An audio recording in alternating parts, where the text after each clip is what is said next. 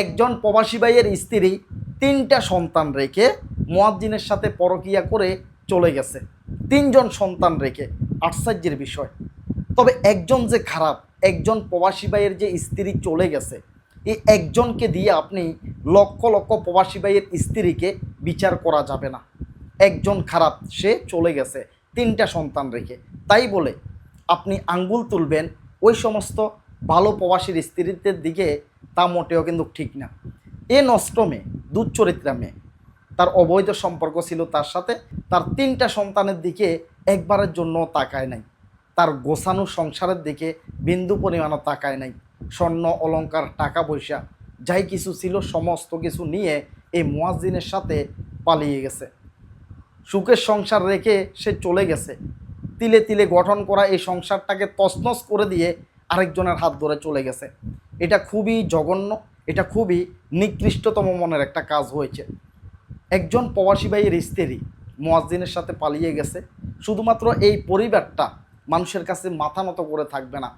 এই একটা পরিবারের সাথে, এই একটা মেয়ের সাথে প্রায় আরও 10 থেকে 20টা পরিবারের মানসম্মান জড়িত রয়েছে। তাদের মাথা নিচু করে দিয়ে এই মেয়েটা চলে গেছে।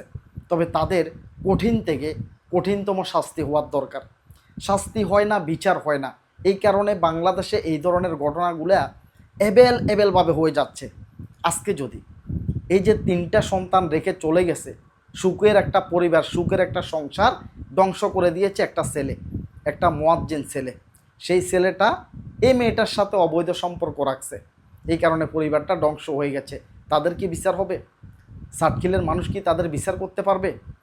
রামগঞ্জের মানুষ কি তাদের বিচার করতে পারবে? বিচার হয় না। এরকম ঘটনা আমরা এর আগেও অনেক দেখেছি, অনেক ঘটনা ঘটেছে।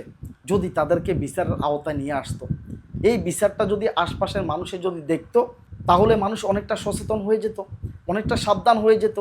এই ধরনের কাজ করার আগে 10 বার চিন্তা করত। একবার চিন্তা করে দেখেন, যে প্রবাসী ভাইয়ের স্ত্রী চলে গেছেন, কানাডা প্রবাসী ভাইটি, তার 3টা সন্তান হয়েছে।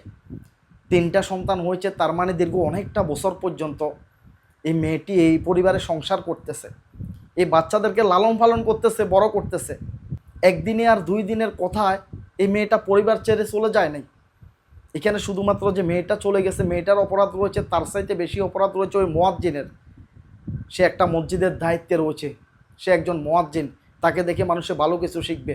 সে প্রবাসীর স্ত্রীর দিকে কুনজর দিয়েছে। 1 দিন 2 দিন 3 দিন ঢিল মারতে মারতে একসময় কথা বলা শুরু হয়ে গেছে। দুষ্টামি হাতরাজি করতে করতে কিন্তু এই ধরনের অবৈধ সম্পর্কগুলা গাঢ় হয়ে যায়। তো প্রথমে কিন্তু বেঁচে থাকা লাগবে, দুষ্টামিমূলক কথা থেকে দূরে থাকা লাগবে। যে প্রথমে হাই হেলো দুষ্টামি করা, এই জায়গা থেকে যদি বেঁচে আসতে পারেন প্রবাসীর স্ত্রী যারা রয়েছেন, তাহলে সংসার টিকিয়ে রাখতে পারবেন। আর যদি কারো যদি দুষ্টামিমূলক কথাবার্তায় যদি পড়ে যান, তাহলে আপনার সংসার ধ্বংস হয়ে যাবে। কেউ যদি বলে ভাবি আপনার 3টা বাচ্চা, আপনাকে মনে হয় না দেখলে আপনার বিয়ে হয়েছে, মনে হয় যেন আপনি এখনও আবেতিমে, এর চাইতে জঘন্যতম কথা পৃথিবীতে আর হইতে পারে না একজন মহিলার জন্য যার বাচ্চা রয়েছে। এই কথার দ্বারা একজন মহিলা আকৃষ্ট হয়ে নিজের সংসারটাকে ছেড়ে দিয়ে অন্য কারোর সাথে পালিয়ে যাচ্ছে। তো এই ধরনের অনেক রকমের তাদের কৌশল টেকনিক রয়েছে, একজন মেয়েকে কিভাবে ফটাবে। তো ওই কথাগুলোকে আপনাদেরকে অবশ্যই পরিহার করা লাগবে। এই ধরনের কথা বললেই বুঝবেন যে আপনার পরিবারটা ধ্বংস করার জন্য আপনার পিছে সে লাগছে, ভালো লাগবে। এই ধরনের কথা বললে মেয়েদের খুব ভালো লাগে, যে আপনার মনেই হচ্ছে না আপনার অনেক বয়স হয়েছে, আপনার মনে হচ্ছে না আপনার বিয়ে হয়ে গেছে, মনে হচ্ছে না আপনার ছেলে মেয়ে হয়ে গেছে। এগুলোর চাইতে নিকৃষ্টতম কথা আর হইতে পারে না একটা সংসার ভাঙার জন্য। এগুলাই যথেষ্ট।